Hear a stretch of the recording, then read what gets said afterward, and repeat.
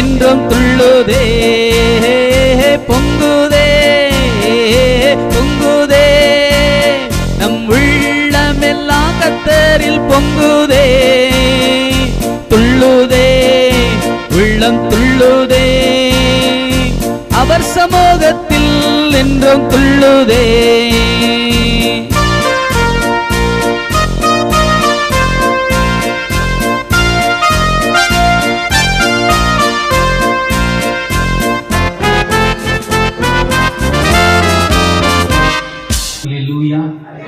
சத்தமா சொல்லுவோமே, சத்தமா ஒருமனப்பட்டு சொல்லுவோம்.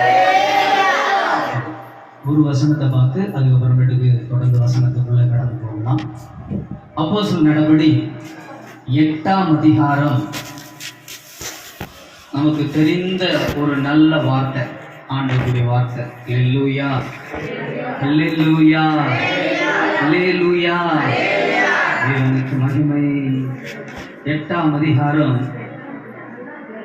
6ஆம் வசனத்தை பார்க்க போகிறோம். அப்போஸ்தலர் நடபடி 8ஆம் அதிகாரம் 6ஆம் வசனத்திலிருந்து வாசிக்கிறோம். பிலிப்பு செய்த அதிசயங்களை, பிலிப்பு எனப்படுகிற ஒரு பக்தன் செய்த அவனால் கொண்டு கடவுள் செய்த அதிசயங்களை ஜனங்கள் கேள்விப்பட்டு கண்டு, ஜனங்க கேள்விப்பட்டாங்க, தூரத்தில் இருக்கிறவங்க சிலர் கண்டாங்க. அவனால் சொல்லப்பட்டவைகளை ஒருமனப்பட்டு கவனித்தார்கள். அந்த கண்டவங்களும் கேட்டவங்களும் அவனால செய்யப்படுக போகிற அதிசயங்களை பார்க்கும்படியாக, கேட்கும்படியாக, ஒருமனப்பட்டு கவனித்தார்கள். பார்க்கும்படியாக, கேட்கும்படியாக. என்னதுங்க சொல்லுங்க, வாய திறந்து. ஒரு இடத்துல ஒரு சின்ன ஒரு கூட்டம் கூடிச்சுனாக்கா என்ன பண்ணுவீங்க சொல்லுங்க? பஸ்ல போகும்போது பின்னாடி ரோட்ல நீங்க நடந்து போயிட்டு இருக்கீங்க, திடீர்னு தங்க கட்டியா விழுந்துட்டு போகுது, அப்படியே பார்க்காம போயிட்டே இருப்பியா? என்ன பண்ணுவீங்க? ஒரு பொண்ணு நல்ல நகை நட்டு போட்டு ரோட்ல போகுது, பார்க்காத போவீங்களா? ஆம்பளை பசங்க யாருமே பார்க்க மாட்டாங்கல்ல. சரி, இதே ஒரு ஆம்பளை பையன் நல்ல ஒரு பெரிய பைக் எடுத்துக்கிட்டு, புது பைக் எடுத்துக்கிட்டு, நல்ல ஜீன்ஸ் பேண்ட் அது இதுன்னு போட்டுக்கிட்டு, நல்லா மூஞ்சி மட்டும் தெரியுது, இது எதுவும் தெரியல, எல்லா பார்ட்ஸும் மூடிக்கிட்டு வேகமா போனாக்கா அவனை யாரும் பார்ப்பாங்களா இல்லையா? பொண்ணு பார்ப்பாங்க, குமரி கூட பார்ப்பாங்க. சரி, இது போல இதெல்லாம் உலக பிரகாரமான ஒரு காரியம். ஆனா ஆண்டவருடைய மனுஷன் அல்லது ஆண்டவருடைய பிள்ளைங்க நாம ஒரு இடத்துல நின்று அந்த இடத்துல நம்ம கிட்ட ஒரு அற்புத சக்தி பெற்றிருந்தோம்னாக்கா, ஆண்டவர் நம்மளை கொண்டு எந்த இடத்துல எங்க ஒன்னாலும் எப்போ ஒன்னாலும் எப்படி ஒன்னாலும் என்ன பண்ணுவாரு? நம்ம கிட்ட ஒரு அற்புத சக்தி இருக்குது. வரங்கள் வித்தியாசம், ஊழியங்களில் வித்தியாசம்.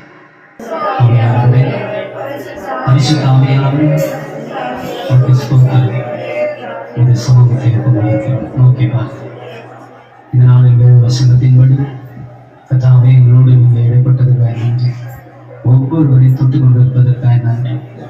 ஒவ்வொருவர்களையும் பயபக்தி உள்ளவர்களாக, ஒவ்வொருவரும் நடுக்கத்தோடு பயத்தோடு ஆராதிக்கும், பயத்தோடு ஆவியில் நொறுங்குண்டு என் வசனத்துக்கு நடுங்குகிறவன் யாரோ, என் வார்த்தைகளுக்கு நடுங்குகிறவன் யாரோ அவர்களை நோக்கி பார்க்கிறேன், அவரை நோக்கி பார்க்கிறேன். அப்பா, அப்படி உங்களுடைய வசனத்தை அனுப்பிடலாம். பெரிய காரியம். கர்த்தருடைய வசனம் நம் நடுவில் வந்து கொண்டிருக்கிறது. கர்த்தருடைய வசனத்துக்கு நாம் நடுங்க வேண்டும். கர்த்தருடைய வசனம் நம்முடைய கால்களுக்கு தீபமாக இருக்கிறது. ஒவ்வொரு ஆவியானவர் ஒருத்தர் தான். ஆனா அந்த ஒரே ஆவியானவர், ஒரே தேவனானவர், ஒரே கர்த்தரானவர் ஒவ்வொரு மனுஷனுக்கும் ஒவ்வொரு விதமா என்ன பண்றாரு? அவனவன் பிரயோஜனத்துக்கு ஏற்றபடி வரங்களை அளிக்கிறார். இன்றைக்கு கூட வந்து இருக்கிறவங்களுக்கு எத்தனை பேருக்கு வரங்களை அளிச்சிருக்காரு? எவ்வளவு காலமா வரங்களை பெற்று இருக்கிறோம். ஆனா அதெல்லாம் எப்ப வெளிப்படும்? அப்படிதான் இந்த பிலிப்புன்ற மனுஷன் 12ஆம் அதிகாரம் எடுத்துக்கொள்ளுவோம். 4ஆம் வசனம். வரங்களில் வித்தியாசங்கள் உண்டு, பாருங்க, வரங்கள்ல வித்தியாசம் இருக்கிறது. ஆவியானவர் ஒருவரே. யார் தான் ஒருத்தராங்க சொல்லுங்க, யார் அவரு? வரங்கள்ல வித்தியாசம் உண்டு. ஆவியானவர் ஒருவரே. ஒருவரே. ஊழியங்களிலேயும் வித்தியாசங்கள் உண்டு. ஊழியத்துல கூட வித்தியாசம் உண்டு. கர்த்தர் ஒருவரே. கர்த்தர் ஒருவரே. கிரியைகளிலேயும் வித்தியாசங்கள் உண்டு. ஆ, எல்லாருக்குள்ளும் எல்லாவற்றையும் நடப்பிக்கிற தேவன் ஒருவரே. இந்த 3 வசனத்துல நம்முடைய தெய்வத்தினுடைய அதாவது தெய்வம் செயல்படுத்துகிற விதத்தை பற்றி சொல்றாங்க. ஒவ்வொருத்தரும் ஒவ்வொரு விதமா செயல்படுத்துகிற காரியங்களை. ஒன்று, ஆவியானவர் வித்தியாசத்தை காண்பிக்கிறார். கர்த்தரானவர் ஊழியத்தின் வித்தியாசத்தை காண்பிக்கிறார். வரங்களில் வித்தியாசம், ஊழியத்தின் வித்தியாசம் கர்த்தர். கிரியைகள்ல வித்தியாசம் காண்பிக்கிறவர் தேவனானவர். இந்த 3 வசனத்தை நீங்க ஒரு நாள் வீட்டுல உட்கார்ந்து தியானம் பண்ணுங்க. ஆதியில தேவன் தான் சொல்றாரு, கர்த்தன் சொல்லல. ஆதியிலே தேவன். ஆதியா முதல் அதிகாரம் முதல் வசனத்துல என்ன சொல்லுது? ஆதியிலே தேவன். ஆதியிலே தேவன் தான் சொல்ற. அப்போ தேவனானவர் கிரியை. நம்மோடு கூட யார் வரது? தேவனானவர் கிரியை. அவர் கிரியையினாலே இவைகள் எல்லாம் உண்டாக்கி இருக்கிறார். கர்த்தரானவர் எப்போது தேவன் கர்த்தரானார், அதுக்கடுத்து ஆவியானவர். இப்ப 3 பேர் ஒரே ஒருத்தர் தான். ஆனா 3 பேரும் ஒவ்வொரு விதமான மக்களுக்குள்ளே அற்புதங்களை செய்கிறார், அதிசயங்களை செய்கிறார், ஆசீர்வதிக்கிறார், பலப்படுத்துகிறார். எங்க இருந்தாலும், எப்படி இருந்தாலும், எந்த சூழ்நிலையில இருந்தாலும் அதுக்கு தகுந்தபடியே தம்முடைய பிள்ளைகளை என்ன செய்கிறாருனாக்கா அதிசயமா நடத்துகிறார். அல்லேலூயா. கரங்களை தட்டி மையப்படுத்துவோமே. என்ன நடத்துறாரு? அதிசயமாய் நடத்துவார். அப்படியேப்பட்ட தேவன் நம்முடைய தேவன். அதுக்கு எடுத்து சொல்றாரு 7ஆம் வசனம். ஆவியானவர் அனுகிரகம். அனுகிரகம்னா என்னது? எந்த நாட்களிலும் எப்போ வேணாலும் அனுகிரகம் அவனவன் பிரயோஜனத்துக்கு ஏற்றபடி அளிக்கப்பட்டிருக்கிறது. ஆவியினுடைய அனுகிரகம் அவனவனுடைய பிரயோஜனத்திற்கென்று அளிக்கப்பட்டிருக்கிறது. அப்ப ஊழியத்துல இதெல்லாம் தேவனுடைய பிள்ளைகளுக்கு கடவுள் கொடுக்கிற ஒரு கிஃப்ட். இதெல்லாம் பணம் கொடுத்தலாம் வாங்க முடியாது, காசு கொடுத்தலாம் யாருக்கிட்டையும் நீங்க போய் தேடவும் முடியாது.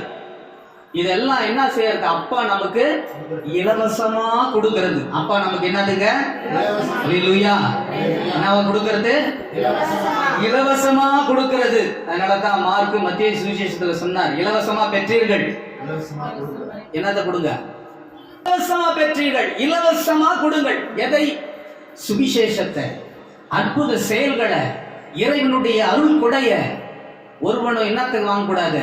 பணம் கொடுத்து வாங்கக்கூடாது. ஒருவனும் பணத்தினால அதை பறிக்க கூடாது. இதுதான் ஆண்டவர் சொல்லி இருக்கிறது.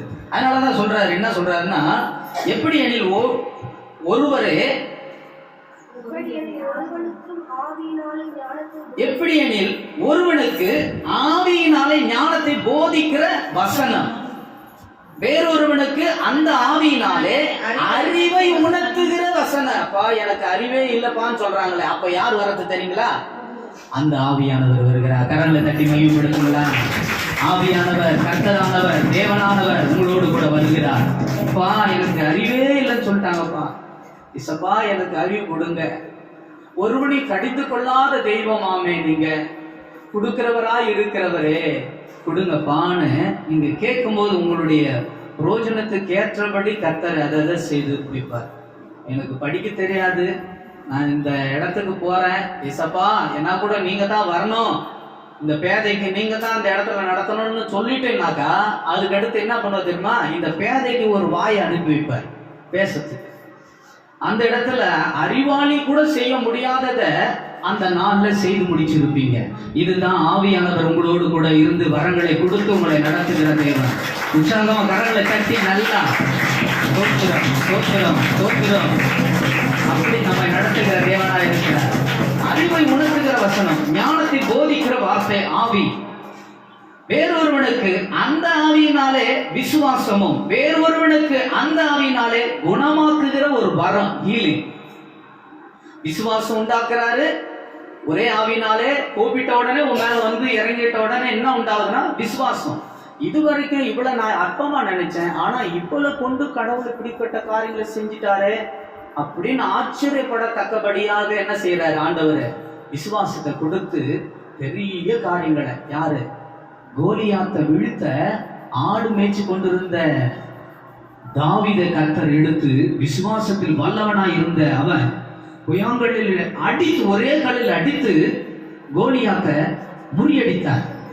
பெரிய அரக்கனை, பெரிய ராட்சதனை, இஸ்ரவேல் படைக்கு விரோதமாக எழும்பின அவனை இஸ்ரவேல் படையே பார்த்து நடுங்கத்தக்கபடியாக மாற்றி போட்ட அவனை, இந்த அரக்கனை, இவனை யாரதான் அடக்க முடியுமோ, இவனை யார்தான் அடக்கி போடுவாங்களோன்னு ஜனங்கள்லாம் புலம்பின்னு இருக்கும்போது, அற்பமா என்னப்பட்டிருக்கிற ஆடு மேய்த்து கொண்டு இருந்தவனை ஆண்டவர் என்ன செஞ்சாரு?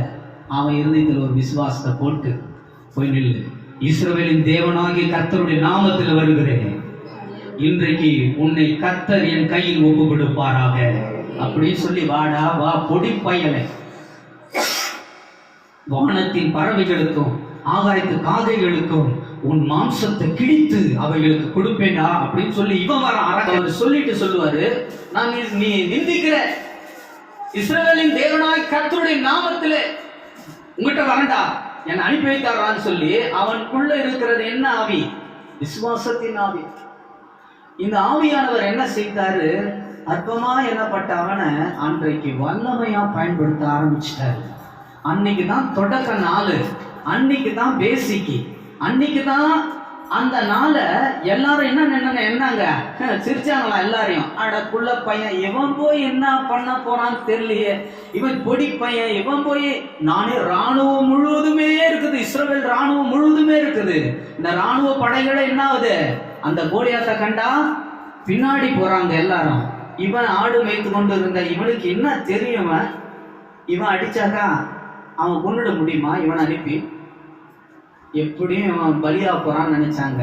ஆனா அவனுக்குள்ள ஒரு விசுவாசம், கர்த்தர் என் புயமாயிருக்கிறார், நான் அவராலே ஒரு மதிலை தாண்டுவேன், என் தேவனாலே ஒரு மதிலை தாண்டுவேன், என் தேவனாலே அந்த சேனைக்குள் பாய்வேன். தாவீது சொல்லிக்கொண்டு, ஆண்டவர் என் புயபலமாய் இருக்கிறார், தேவன் என் புயபலமாய் இருக்கிறார், ஆவியானவர் என் புயபலமாய் இருக்கிறார் சொல்லி அவன் கல் எடுத்து தூரந்து வீசினான். கல் எங்க போச்சுன்னு தெரியல, இவன் ஏதோ ஒன்று அடிச்சான்னு மட்டும் தெரியும். அவன் மலை மேல நின்றுட்டு இருக்கிறான், மலை மாதிரி இருக்கிறான், அவன் மலை மாதிரி மலை மேல நின்றுட்டு இருக்கான் அவன். இவன் கீழே இருந்து வீசின கல்லு ஏதோ ஒன்று வீசினான்னு மட்டும் தெரியுது அவன் கண்ணுக்கு, ஆனா என்ன தெரியல, அது கல்லுதான் தெரியல.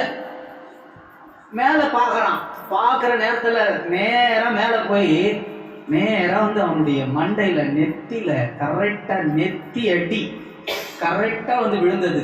ரெண்டு புருவத்துக்கு நடுவுல மண்டை பாகம் பிளந்தது. மயக்கம் போட்டு மேல இருந்து தொப்புன்னு வந்து குருவி சுட்டு தள்ளனா எப்படி விழுமோ அந்த மாதிரி வந்து விழுந்தாங்க. கரங்களை தட்டி மையப்படுத்துகிறான். தாவீது பாருங்க, அடுத்த நிமிஷம் வாளை எடுத்தான், அவன் தலையை வெட்டினான்.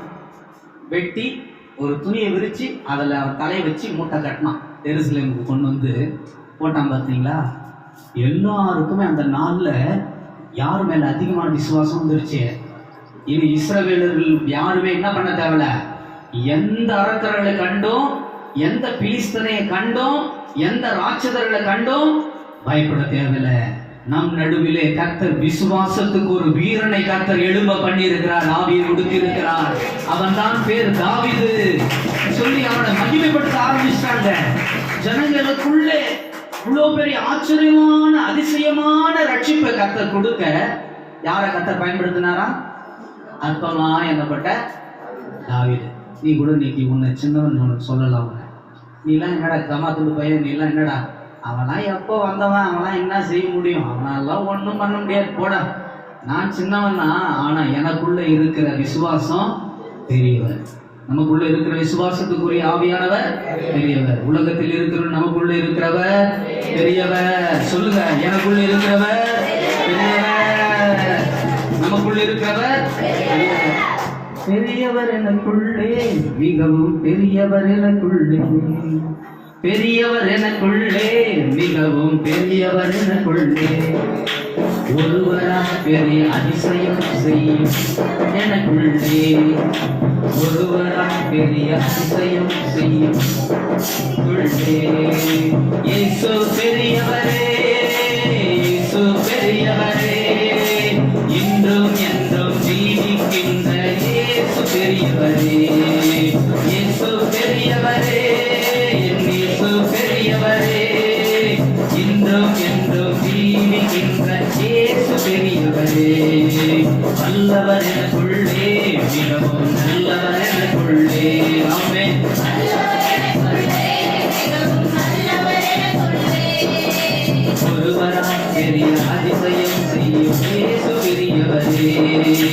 ஒருவராய் பெரிய அதிசயம் செய்ய வல்லவர் எனக்குள்ளே.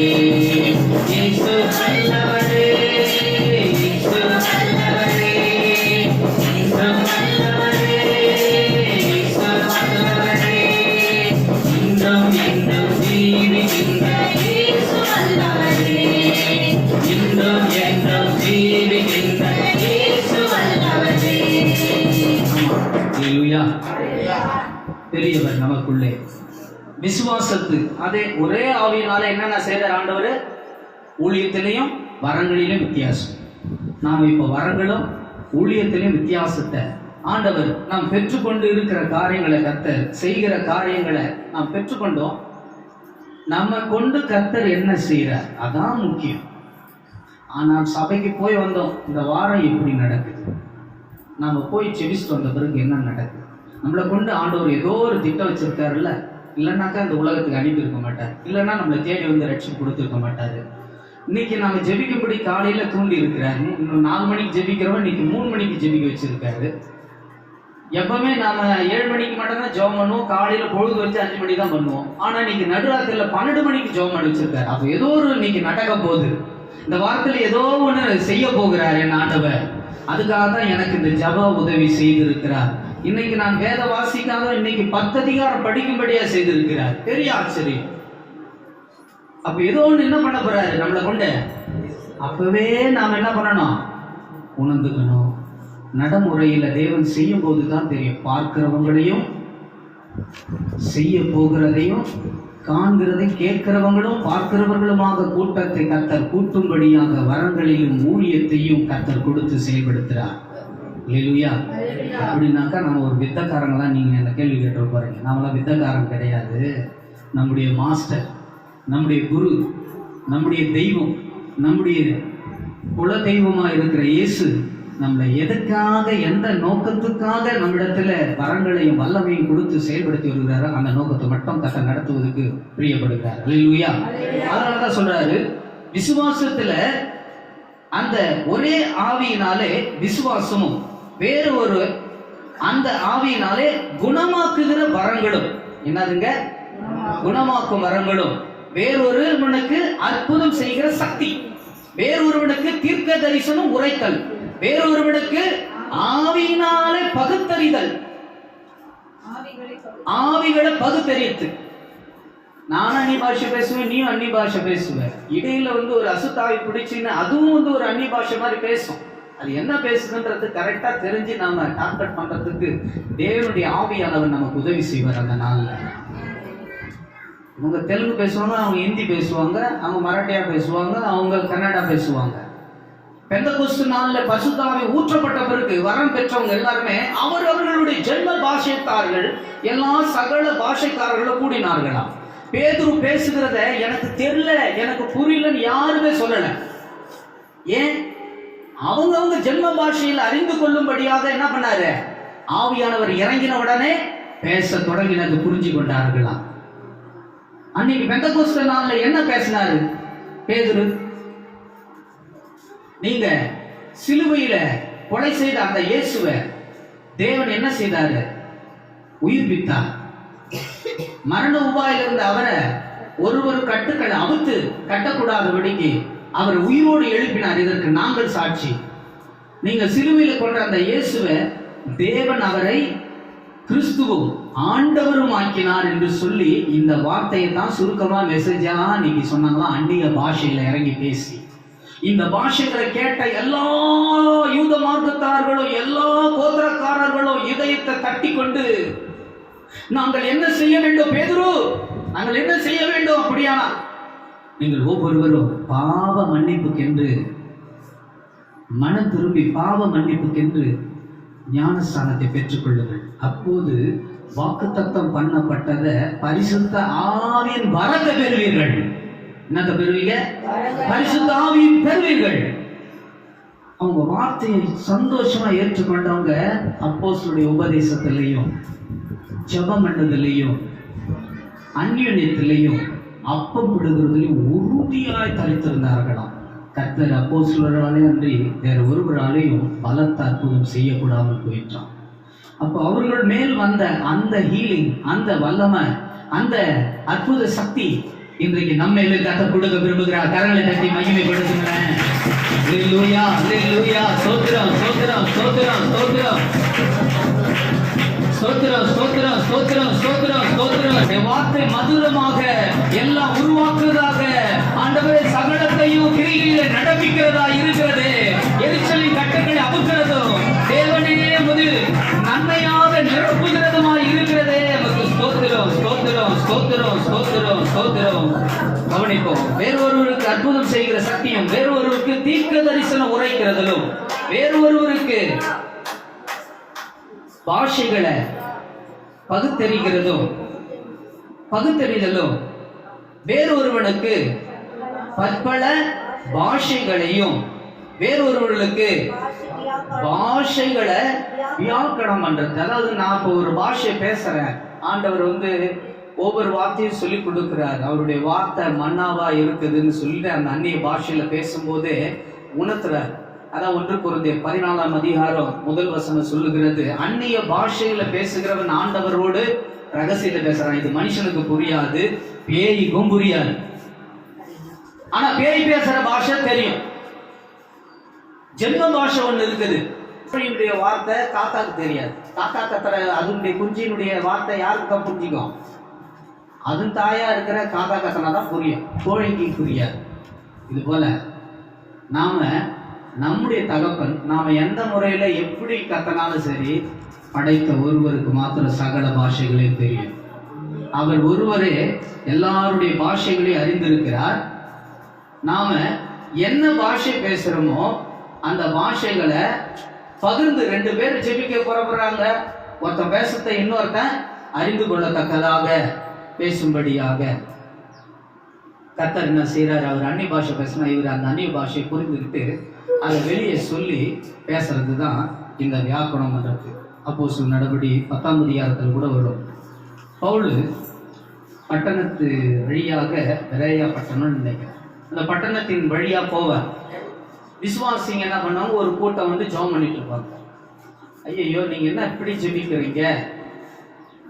நீங்க பரிசுத்த ஆவியில நிறைஞ்சு ஜெபம் பண்ணுங்க. ஆவியானவரா?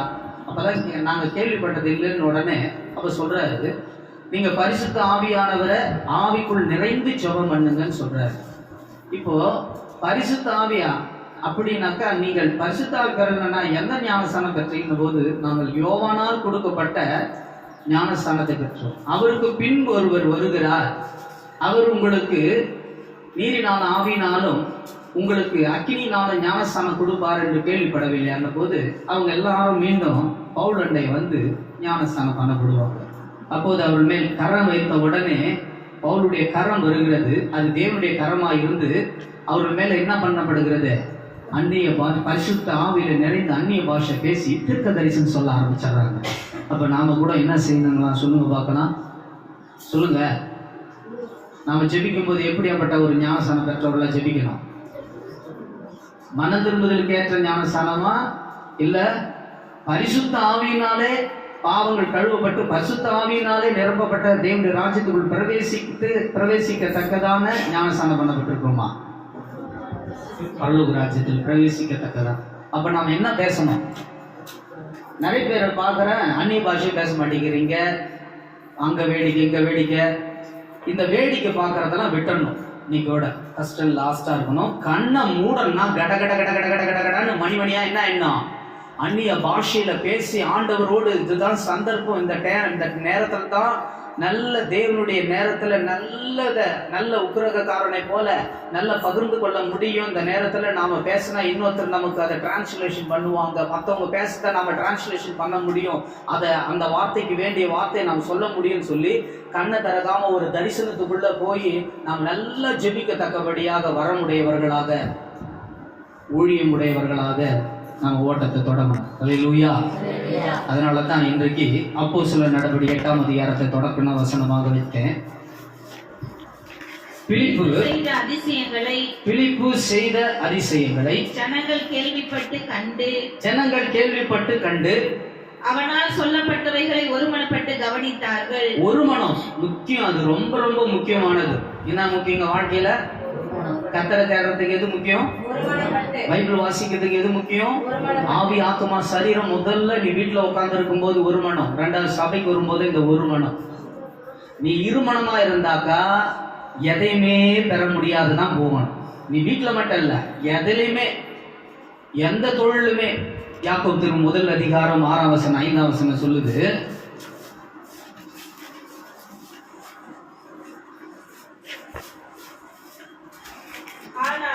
ஆனாலும் அவன் எவ்வளவாகிலும் சந்தேகப்படாமல் விசுவாசத்தோடு கேட்க கடவன். ஆண்டவரிடத்துல விசுவாசத்தோடு கேட்க கடவன். சந்தேகப்படுகிறவன் காற்றினால் அடிபட்டு அலைகிற கடலின் அலைக்கு ஒப்பாய் இருக்கிறான். அப்புறம் அப்படிப்பட்ட மனுஷன் தான் கர்த்தரிடத்தில் எதையாகிலும் பெறலாம் என்று நினையாதிருப்பானாக. ஆமா. அப்போ நாம இருமனம் இருக்கக்கூடாது. நம்ம கிட்ட என்ன வந்துடக்கூடாது? இருமனம் இருக்கக்கூடாது. ஒரு மனமா இருக்கணும். இருமனம் உள்ளவனுடைய தன் வழியே நிலையில்லாதவனா இருக்கிறான். ஒரு மனமா இருக்கணும். நிலையற்ற வாழ்க்கை இந்த உலக வாழ்க்கை. ஆனா ஆவியானவரிடத்துல நமக்கு ஒரு நிலையான வாழ்க்கை, நிலையான பாதுகாப்பு. எங்க? யாக்கோபு திருமுகம் 1:18 அதை தான் சொல்லுகிறது. அப்போ நாம எதை கேட்டாலும் ஆண்டவரிடத்துல எப்படி நாம ஜெபிக்கணும், எப்படி நாம வாசிக்கணும், எப்படி நாம ஊழிய பாதைகளில் ஓடணும், இதெல்லாம் சொல்றாரு. எபேசியர் 6 அதிகாரம் இன்னும் எடுத்தீங்கன்னா சொல்றாரு, நீங்க பரிசுத்த ஆவியில நிறைந்து வரம் பெற்றீங்களே, அந்த வரத்துல செபிக்கும் போது, நாம செபிக்கும் போது ஆவியானவர் உறுதிப்படுத்துவாராம். நீ வைத்த 10 விண்ணப்பம் வச்சியா, அதுல இந்த விண்ணப்பத்தெல்லாம் இன்றைக்கு என்ன பண்ணப்பட்டது? அங்கீகரிக்கப்பட்டது. யார் உத்தரவாதம் கொடுக்கிறது? எபேசியர் 6 எந்த சமயத்திலும் 18 வசனம், சகல விதமான வேண்டுதலோடும் விண்ணப்பத்தோடும் ஆவியினாலே ஜெபம் பண்ணி. எதுல ஜெபம் பண்ணணுமா? அப்போ ஆவி இல்லைன்னா எதை பேசணும்? அந்நிய பாஷை பேசத்தான் இல்லையா? அப்போ எது குறைஞ்சிடுச்சுன்னா அந்த தாகம் குறைஞ்சிடுச்சு. பிள்ளைகள் மேல கர்த்தர் பாலகர் மேலும் யார் மேலே ஊத்துவாராம்? குழந்தை பாலகர். பெரியவங்க கூட 90 வயசு 100 வயசா இருந்தா கூட நாம என்னவா மாறணும்னாக்கா, மத்திய 18:1 சொல்றது போல, நீங்கள் மனம் திரும்பி சிறு பிள்ளைகளை போல மாறாவிட்டால் தேவனுடைய ராஜ்யத்தில் பிரவேசிக்க மாட்டீர்கள் என்று அறிவீர்களா? அப்போ நாம என்னவா மாறிடணும்? குழந்தைகளா மாறணும். குழந்தை பேசு குழந்தைங்களா, அந்த மாதிரி நாம் ஆண்டவரோடு கூட அந்த ஸ்பிரிட்டுக்குள்ளாக போய் ஆவியானவருக்குள்ள நிறைந்து நல்லா என்ன பண்ண, சோத்திரம் பண்ணி ஆவியானவருக்குள்ள ஒப்பு கொடுக்கப்பட்டு நாம ஜெபிக்கணும். பரிசுத்த ஆவியில நாம வேண்டுதல் செய்ய வேண்டுமா? சொல்றாரு பாருங்க, மிகுந்த மன உறுதியோடு, அதன் பொருட்டு மிகுந்த மன உறுதியோடும், அப்புறம் சகல பரிசுத்தவான்களுக்காகவும் பண்ணும் வேண்டுதலோடும் வீழ்ந்து கொண்டிருங்கள். அப்போ மன உறுதி என்னதுங்க? உறுதி. இந்த கேட்கறதுல ஒருமனப்பட்டு கேட்கணும், ஒருமனப்பட்டு வாசிக்கணும், ஒருமனப்பட்டு நாம பாடணும். இங்க ஒருத்தர் தொடங்குவோம் பார்த்தாக்கா அங்க லாஸ்ட்ல ஒருத்தர் லாஸ்ட் நேரத்தில் மட்டும் வாய திறப்போம். அந்த மாதிரி கூடாது. இங்க அல்லேலூயான்னு சொன்னோம்னாக்கா இங்க மட்டும் தான் சொல்லுவாங்க, அண்ணாடகரும் சொல்ல மாட்டோம். அப்போ இதுக்கு பேர் என்ன இல்லை? இருமனம். அப்போ நிலை இல்லை. அப்போ நிலையா இருக்கணும். நம்ம கரெக்டா சொல்லணும். நம்ம ஒருமை பாட்டில தேரும்படியாக தேவன் நமக்காக வேண்டுதல் செய்து கொண்டு இருக்கிறார். அல்லேலூயா. நீங்க ஒருமனப்பட்டு பாருங்க, உங்க குடும்பமே மாறிடுங்க. நீங்க ஒருமனப்பட்டு எந்த காரியம் செய்தாலும் சரி, 1ஆம் கிளாஸ் பாடம் 4 எருது ஒன்னா இருந்ததான், எல்லாம் படிச்சிருப்பீங்க. அப்போ அந்த சிங்கம் வந்ததான், என்ன செய்ய முடியல, தோற்று போச்சான். ஒரு கரடி வந்ததான், அந்த வழியை என்ன பண்ணிட்டதான், ராஜா சிங்கத்தை பார்த்து, ஏன் ராஜா சோர்ந்து போயிருக்கீங்க, சோகமா இருக்குன்னு கேட்டுச்சான்.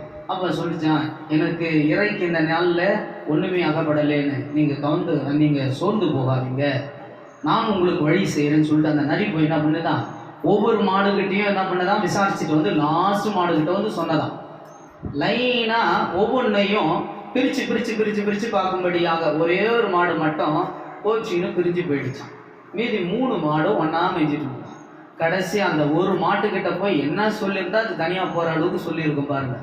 அப்போ அந்த ஒரு மாடு தனியா மேய்ஞ்சிச்சு பாத்தீங்களா. இப்போ சிங்கத்துக்கிட்ட கரடி திருப்பி போய், ராஜாவே இன்றைக்கு உமக்கு நல்ல வேட்டையை ஆயத்தப்படுத்தி வச்சிருக்கேன், நீங்க போங்கன்னு சொல்லிடுச்சு. கடைசியா போய் அந்த சிங்கத்தை போய் அந்த சிங்கம் அந்த காளையை போய் என்ன பண்ணலாம், அடிச்சு இழுக்கும் போது யார் வரல? இந்த 3 காளைகளுக்கும் தெரியாது. இப்போ இவங்களுக்குள்ள இன்னும் இல்லாதனாலதான் இது உண்டானது. சொல்லுங்க பார்க்கலாம். ஒரு மனம்.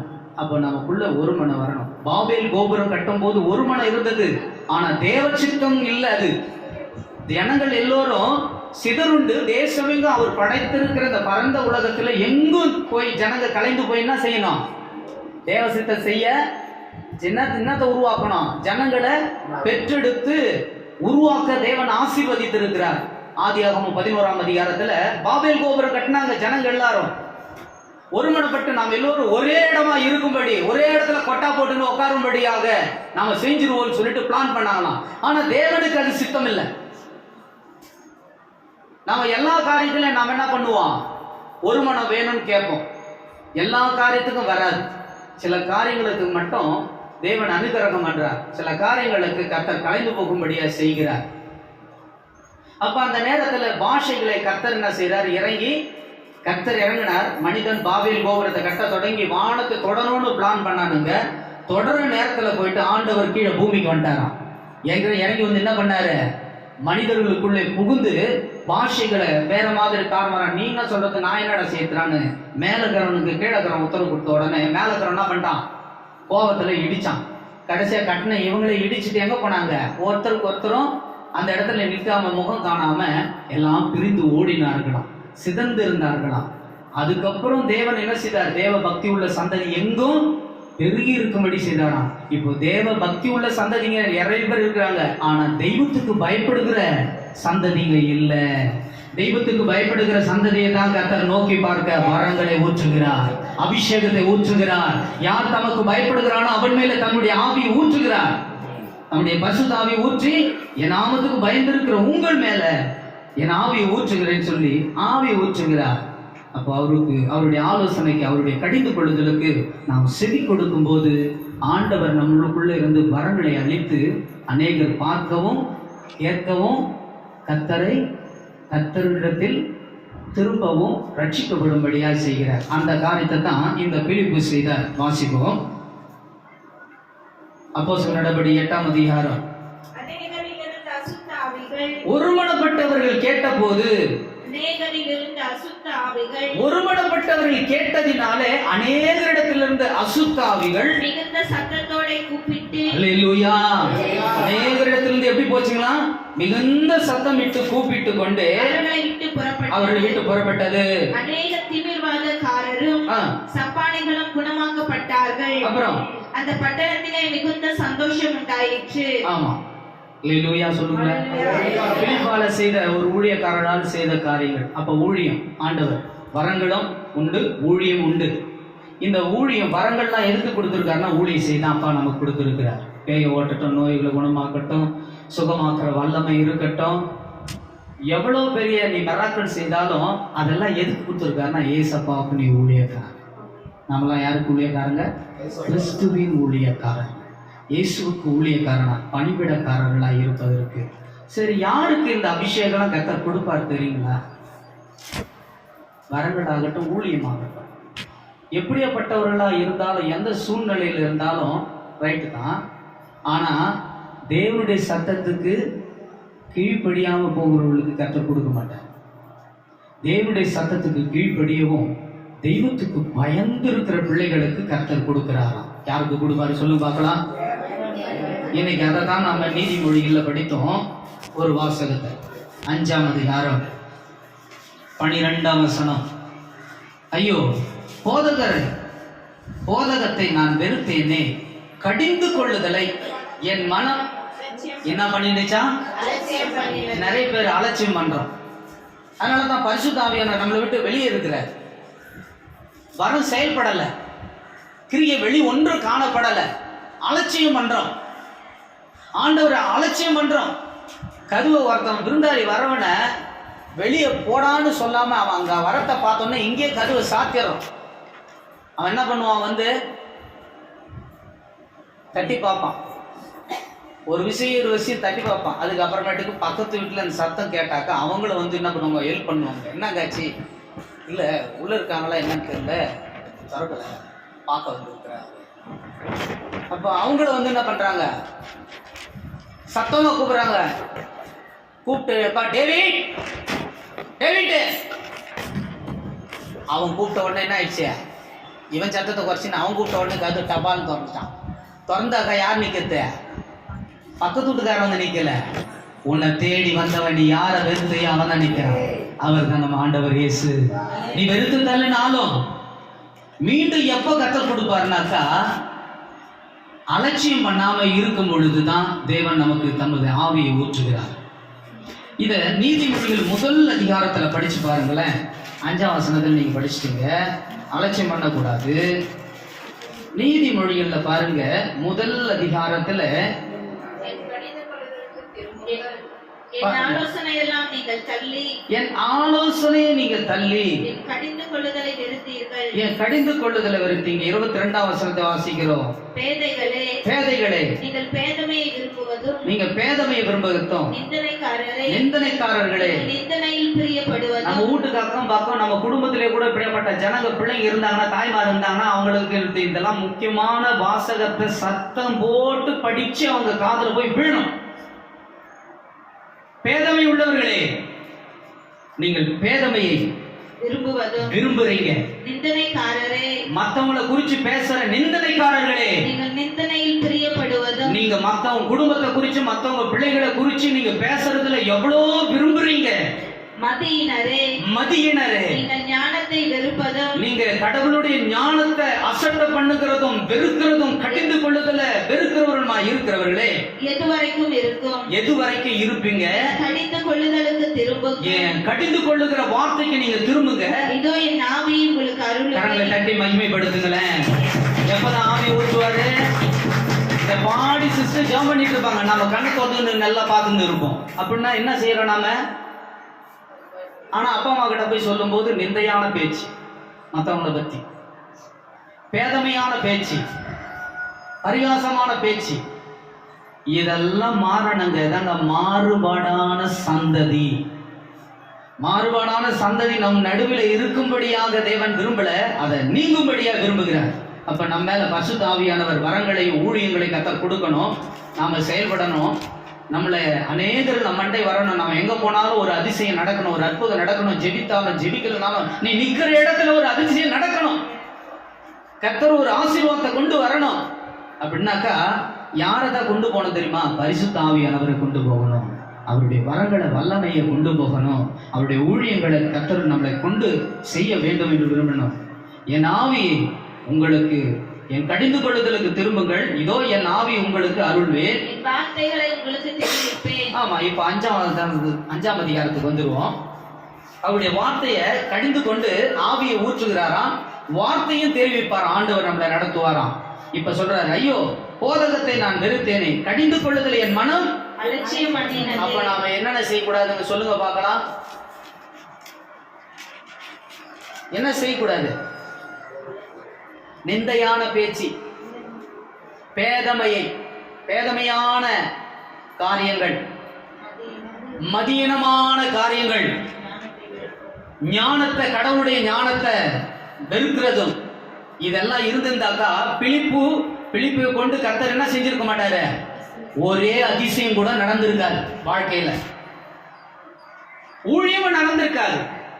அப்ப நம்முடைய வாழ்க்கையில ஆவியானவர் வந்துட்டாரு, ஆனா கிரியையில ஒன்னும் காணப்படல, ஊற்றப்பட்டுட்டாரு. நாம தான் இருதயத்தை கடினம் வச்சிருக்கிறோம். இருதயத்தை கடினப்படுத்தி, இருதயத்தை லகுவாக்கி, ஒரு குடம் இருக்குது, கீழே டேங்க் கொண்டு போய் வைக்கிறோம், ஆனா தண்ணி ரொம்பவே இல்லை. டேங்க்ல தண்ணி இருக்காதுன்னு நீங்க கேட்டா, டேங்க்ல தண்ணியா தான் இருக்குது, குடமும் ஓட்ட கிடையாது, ஆனா குடம் ரொம்பல. என்ன அடிக்குது, என்ன ஆச்சரியமா இருக்குது, இப்படிப்பட்ட ஒரு குடமா அப்படின்றீங்களா? இல்ல, குடம் வந்து தலைகையை கவுத்து வச்சிருந்தா எப்படி ரொம்ப வெளிதான் போயிட்டு இருக்கும். அது வாயை தர, அதுக்கு தான் ஆண்டவர் ஏசாயா பார்த்து சொன்னார், உன் வாயை விரைவா தர, அகலமா ஜெபிக்கும் போது சத்தமிட்டு கூப்பிடு, உன் சத்தத்தை அடக்கிக் கொள்ளாத, எக்காலத்தை போல உன் சத்தத்தை உயர்த்து.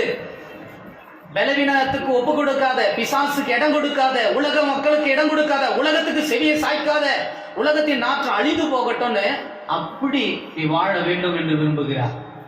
அதனால ஐயோ போதகத்தை நான் வெறுத்தேனே. கடிந்து கொள்ளுதலை, இந்த கடிந்து கொள்ளுதல் எதுக்கு? இந்த ஜீவனுக்கு ஏதுவானதா இருக்கிறது. இந்த கடிந்து கொள்ளுதல் எதுக்கு ஏதுவானதா இருக்கிறது சொல்லுங்களேன். அப்ப நாம கடிஞ்சு கொள்வது நல்லதா நல்லது இல்லையா? உங்களுடைய வேதத்தை கொண்டு என்ன செய்யணும்? என்னை கடிந்து கொண்டு போதிக்கட்டும். தீமேத்தியூல படிச்சீங்கன்னா அதுல சொல்லுவாங்க. அதுக்கடுத்து பார்த்தீங்கன்னாக்கா அதுக்கடுத்த வசனம் சொல்றாரு, ஐயோ போதகரின் சொல்லை நான் கேளாமலும் என் மனம் எனக்கு உபதேசம் பண்ணினவர்களை என் செவியை சாயாமலும் போனேனே. அப்புறம் சபைக்குள்ளும் சங்கத்துக்குள்ளும் கொஞ்சம் புரிய எல்லா தீமைக்கும் உள்ளானேனே என்று முறையிடுவாய். ஆமா. அப்ப நான் சொல்லும் போது நான் விட்டுட்டேன்பா, இப்பதான்பா எனக்கு தெரியுது, அறிவுரை எனக்கு தெரியுதுப்பா, இப்ப நான் கஷ்டப்படுறேன்பா. இல்லப்பா, நீ இப்ப என்ன செய்யணும்? கஷ்டப்படுறத விட மனம் திரும்பி தாய் தகப்பன் சொல்லும் போது அந்த சிக்ஷையை நாம் அற்பமா எண்ணுவோம் சிலர். ரெண்டாவது, நம்முடைய ஊழியக்காரர்கள் ஆண்டு அவர்களை கொண்டு சொல்லும் போது அற்பமா எண்ணுவோம். எபிரேயர் 12:5 சொல்லுகிறது, கர்த்தர் எவனிடத்தில் அன்பு வைக்கிறாரோ அவனை கர்த்தருடைய காரியங்கள் எல்லாம் அனுபவிக்கணும்னா என்ன முதல்ல வேணும்? அவருடைய கண்டிப்பு, சிக்ஷைய, இதெல்லாம் கடிந்து கொள்ளுதல் எல்லாத்துக்கும் என்ன பண்ணணும்? கடந்தா தான் எல்லாத்தையும் நீ அனுபவிக்க முடியும். இஸ்ரவேல் ஜனங்க எல்லாத்தையும் என்ன பண்ணல? அந்த மோசேவால கொண்டு நடத்தப்பட்ட காரியங்களுக்கு சிலர் என்ன பண்ணலன்னாக்கா ஒத்துக்கல. அதனால அந்த கண்டிப்புக்கு அவங்க இணையாத்தினால அழிஞ்சாங்க. அப்ப தேவனுடைய மனுஷன் எதுக்காக நம்மளை கடிந்து கொள்வாருனாக்கா, நீங்க நலமா இருப்பதற்கு, உங்களுக்கு நலமானதை உங்களை கொண்டு மற்றவர்களுக்கு செய்வதற்காகத்தான் செய்வார். வாசிப்போம் எபிரேயர் 12:5. அன்றியும் என் மகனே கர்த்தருடைய சிட்சையை அற்பமாக எண்ணாதே. கர்த்தருடைய சிட்சையை அற்பமா எண்ணாதே. அவரால் கடிந்து கொள்ளப்படும் போது சோர்ந்து போகாதே. அப்போ கர்த்தர் கடிந்து கொள்ளும் போது யாராவது சோர்ந்து போக முடியுமா? யார கர்த்தர் கடிந்துகிறாரோ அவங்க மேல என்னத்தை ஊற்றுவார் தெரியுங்களா? இதயத்தை ஒப்பு கொடுக்கும் போது பரிசுத்த ஆவியின் இந்த வல்லமை வரங்களை ஊழியத்தை கர்த்தர் கொடுக்கிறாராம். கரங்களை தட்டி மையப்படுத்துவோமே. அல்லேலூயா, அல்லேலூயா. இந்த கடிந்து கொள்ளுதல் எதுக்கு ஏதுவான தெரியுமா? நீதிமொழிகள் 15:31 பிரசங்கி 7:5 வாசிங்க கடைசியா. பரலோக ராஜ்யத்துல பிரவேசிக்கணும், இந்த உலகத்துல நம்ம வாழணும்னாக்கா ஜீவனுக்கு ஏதுவான கடிந்து கொள்ளுதல் தான். கடிந்து கொள்ளுதலை ஏற்றுக்கொள்ளுகிற காது எதோ அவங்களை என்னவா மாற்றுதான்? ஞானியாகவும் ஞானிகளிடத்தில் மட்டும்தான் ஏற்றுக்குவாங்களாம். கடவுளால கண்டிக்கும் போது இதெல்லாம் செய்யாத, இதெல்லாம் பண்ணாத, யார் சொல்றது? ஆவியானவர். யோவான் புஸ்தகத்தை படிச்சிருப்பீங்க.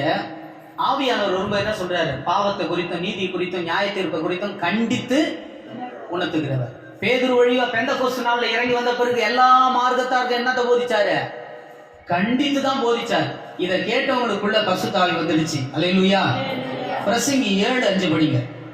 ஒருவன் மூடரின் பாட்டை கேட்பதிலும், மூடனுடைய பாட்டை கேட்கறத பார்க்கணும். ஞானியின் கடிந்து கொள்ளுதலை கேட்பது நலம். ஞானியுடைய கடிந்து கொள்ளுதலுக்கு கேட்பது தான் மனுஷனுக்கு நல்லது. இந்த ஜீவன் நல்லதா இருக்கணும்னு நினைச்சாக்கா அவனுக்கு என்ன வேணும் சொல்லுங்க பார்க்கலாம்? கடிந்து கொள்ளுதல் வேணும். கடிந்து கொள்ளுதலை வெறுக்கிறவன் சாவான். கடிந்து கொள்ளுதலை வெறுக்கிறவன் சாவான். அவனுக்கு நல்ல சாவு இல்லை, நல்ல ராஜ்யம் இல்லை, நல்ல இடத்துல இல்லை, அவன் நல்லாவும் இருக்க முடியாது. அப்போ நமக்கு கடிந்து கொள்ளுதலை ஏற்றுக்கொள்ளுகிற கால் தான் நல்லதுங்கிற 119 சங்கீதம் 21 வசனம். உமது கற்பனைகளை விட்டு வழி விலகின சபிக்கப்பட்ட அகங்காரிகளை நீ கடிந்து கொள்ளுகிறீர். யாரெல்லாம் கர்த்தர் கடிந்துகிறார் தெரியுமா? அவருடைய வழியை விட்டுட்டு விலகிட்டவங்களை கர்த்தர் கடிந்துகிறார். எதுக்காக கடிஞ்சுக்கிறார்? மீண்டும் அவருடைய வழியில வரதுக்காகத்தான். பிள்ளைங்களை எதுக்கு கண்டிச்சுக்கிறோம்? சொல்றதை கேட்கல. அதனால கண்டிப்பு கொடுத்த உடனே, இந்த கடிந்து கொண்ட உடனே திரும்பிட்டானாக்கா அவன் மேல என்ன வந்துடும்? அன்பு பெருகிட்டே இருக்கும். நம்ம மேல கூட கர்த்தருடைய அன்பு பெருகிறது. கர்த்தர் அன்றைக்கு பிலிப்பு வழியாக கர்த்தர் கொண்டு பெற்றுக்கொண்ட வரங்களை ஊழியமாக செய்யப்பட்டது, அதிசயங்கள் அவனை கொண்டு செய்யப்பட்டதுக்கு முக்கிய காரணமே அவன் கர்த்தருடைய சத்தத்துக்கு கடிந்து கொள்ளுதலுக்கு ஏற்ற காதை வைத்து, இங்க காதை வைத்து அவன் திரும்பினதுனால கர்த்தர் ஒரு பெரிய காரியம் செய்தார். இன்றைக்கு அப்பா நமக்கு ஒரு பெரிய காரியத்தை இன்னைக்கு நமக்கு செய்திருக்கிறார். சுருக்கமாக இந்த வார்த்தையை நமக்கு கர்த்தர் கொடுத்திருக்கிறார். அப்போ நாம இன்றைக்கு எதை எடுத்துட்டு போறோம்னாக்கா, வரங்களும் ஊழியமும் கர்த்தர் எதுக்காக கொடுத்துருக்காருனாக்கா, எதுக்காக கொடுத்துருக்காரு? வரங்களும் ஊழியங்களையும் எதுக்காக கொடுத்துருக்காரு? இந்த ஜீவன் நல்ல வாழ்வு வாழ. நீ எங்க இருந்தாலும் சரி, உன்னை கொண்டு கர்த்தர் என்ன பண்ணுவாருங்க? அற்புதம் செய்திருக்காரு, அதிசயம் செய்திருக்காரு. இன்னைக்கு ஒரு நல்ல ஓட்டத்தை இனி நாம் ஓடணும்னாக்கா நம்ம யார் சொல்ல நாம் கேட்கணும்? கடிந்து கொள்ளுதலுக்கு ஏதுவான காதை நாம் செவி சாய்த்து நாம் திருமணம்னாக்கா நல்ல வாழ்க்கை காண்போம். இல்லைன்னா சாபத்துக்குரிய வாழ்க்கை வாழ்ந்து ஜீவனை விட்டுடுவோம். இந்த ஜீவன் நன்மையை பெறாது. அப்போ நம்ம நன்மையை பெறணும்னாலே வரங்களை பெறணும், ஊழியம் செய்யணும், கடிந்து கொள்ளுதல் எல்லாம் ஏற்றுக்கொண்டு தொடர்ந்து ஓட்டப்படணும் அப்படின்னு ஜெபிப்போம். கையை தூக்கி சோத்திரம் பண்ணுங்க. அந்நிய பாஷையில் ஒப்பு கொடுத்து சோத்திரம் பண்ணுங்க. 2 கையை தூக்கி சோத்திரம் பண்ணுங்க. எந்த செய்வன கட்டுகள், மாந்திர சக்தி, பில்லு சூனியம், ஏவுதல்கள், நயவஞ்ச ஆவிகள், பொல்லாத ஆவிகள், பலவீன ஆவிகள், பலவான்களின் ஆவிகள் முறியடிக்கப்படட்டும்.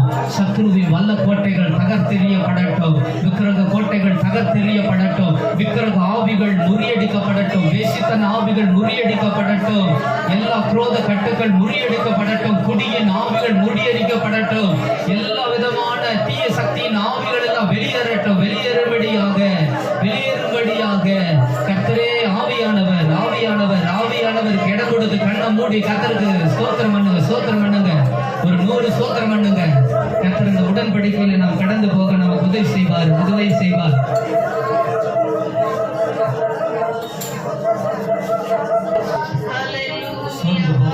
சோர்ந்து போகாதீங்க.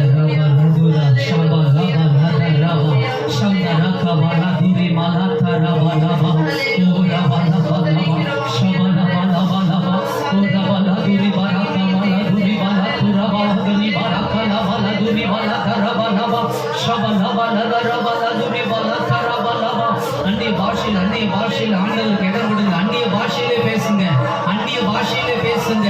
கண்ணை மூடி ஆண்டவரோடு தரிசிங்க. ஓ ரபல துரி வல கரபல வல வல தரபா ரிவல வல துரி வல வல வல ரபல துரி வல வல ரபல வல ஷபல வல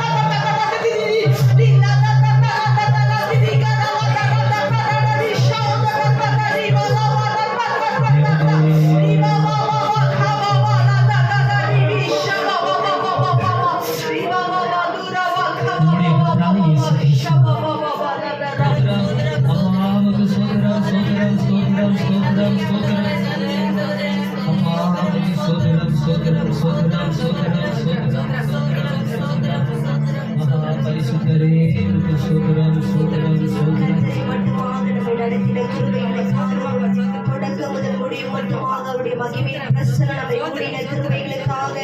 கரங்களை தட்டி கர்த்தருக்கு ஸ்தோத்திரம் பண்ணுவோம். கர்த்தர் இந்த நாளிலே ஜீவனுள்ள உயிருள்ள வார்த்தைகளை நமக்கு அறிவினபடியினாலே கர்த்தருடைய நாமம் மகிமைப்படும்படியாக ஆவியானவர் ஒருவரே. வரங்களில் வித்தியாசம் உண்டு, ஊழியங்களிலே வித்தியாசங்கள் உண்டு. கர்த்தர் ஒருவரே. இன்றைய நாளிலே தேவன் ஒருவரே என்று சொல்லி நம்முடைய நடுவிலே கர்த்தர் இடைப்பட்ட கிருபைகளுக்காகவும் கர்த்தர் கடிந்து கொள்ளுதலை ஏற்றுக்கொள்ள தேவன் நமக்கு கிருபை அருள் செய்தள்ளும்படியாக தேவ ஆவியானவர் நம்மை ஒவ்வொருவரையும் தொடும்படியாக நம்மை அழைத்த தேவன் உண்மையுள்ளவர். அவருடைய ஊழியத்தின் பாதையிலே அவருக்கு சாட்சிகளாய் நிறுத்த பரிசுத்த ஆவியின் வல்லமை நம்மை ஒவ்வொருவரையும் ஆட்கொண்டு அனல் மூட்டுகிற கிருபைகளுக்காக இந்த வாரம் முழுவதும் பரிசுத்த ஆவியில நிரப்பப்பட்டவர்கள் வெறுமையாய் இருப்பதில்லை என்று சொல்லி கர்த்தருடைய ஊழியத்தை செய்ய அவருடைய நாமத்தை பறைசாற்ற சாட்சிகளாய் நிற்க கர்த்தர் அனுகிரகம் செய்யும்படியாய் ஸ்தோத்திரம் பண்ணுவோம்.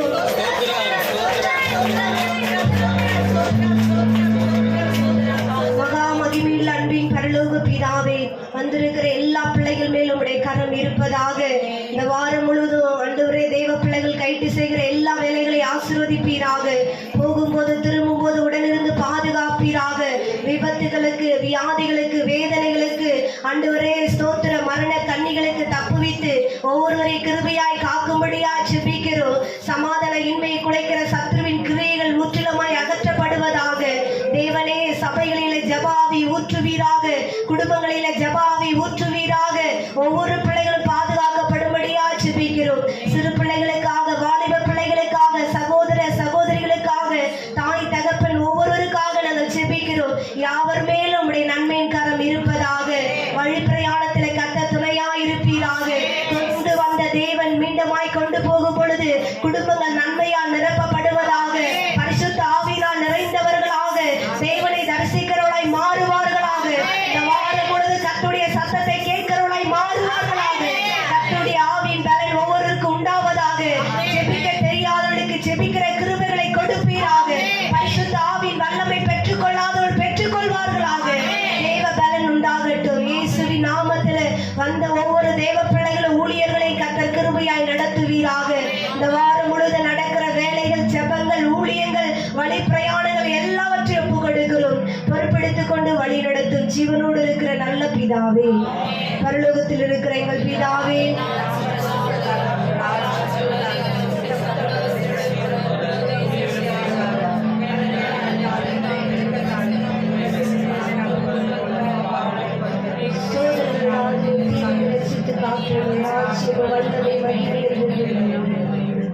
என் ஆத்துமாவே கர்த்தரை ஸ்தோத்திரி, உலகமே பரிசுத்த நாமத்தை ஸ்தோத்திரி.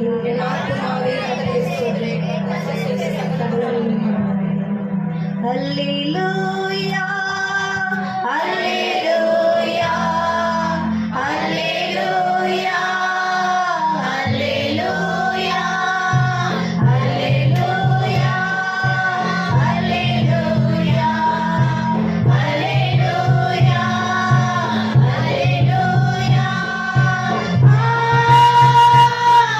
அல்லேலூயா,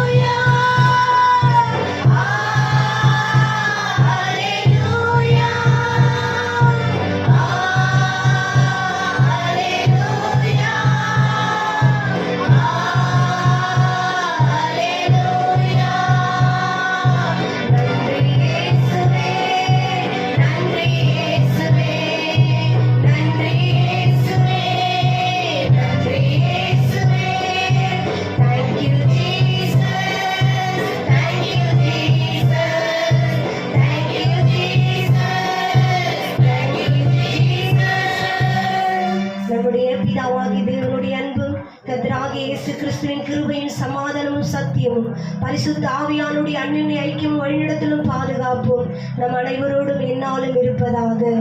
கர்த்தருக்கு ஸ்தோத்திரம். கர்த்தர் நம்மோடு இருந்து நம்மை ஆசீர்வதித்து காப்பாராக.